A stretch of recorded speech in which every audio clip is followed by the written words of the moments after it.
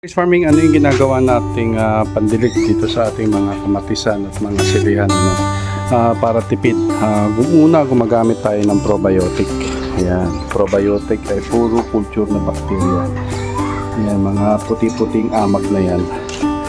Yan yung mga active bacteria, no? Sasalin ko lang yan, mga ka-rice farming.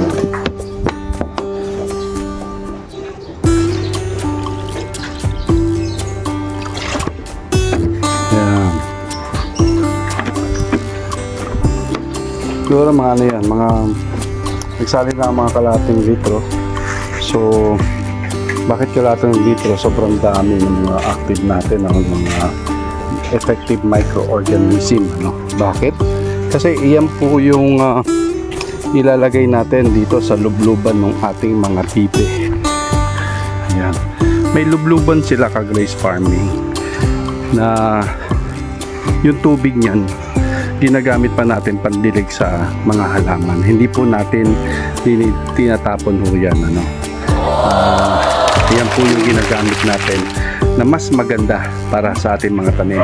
Yung mga nababad maraming bakterya para sa ating mga alagang mga halaman. So ka-rice farming, ano lang natin yan. Yun. Ganun lang, oh.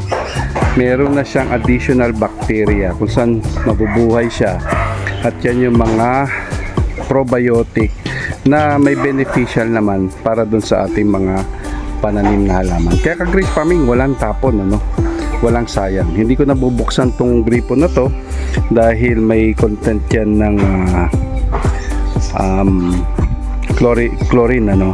Kaya etong tubig na yan, hinayaan ko lang yan ng mga lalo pang mas madumi, mas lalong tumatagal, at nilalagyan mo ng probiotic, mas lalong beneficial sa ating mga alagang bibe. Yan din kasi ang iniinom nila, at beneficial sa ating mga pananim dahil yan ang gagawin natin pananim. Galing ka-rice farming.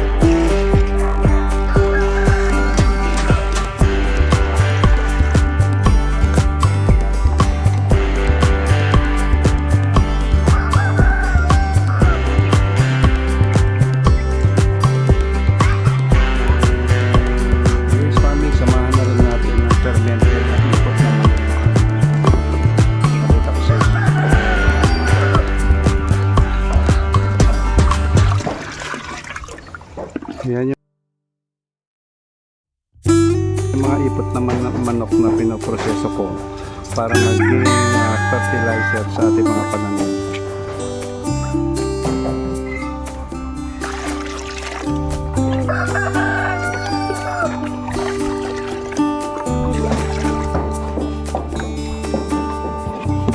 Tara, didilig na tayo.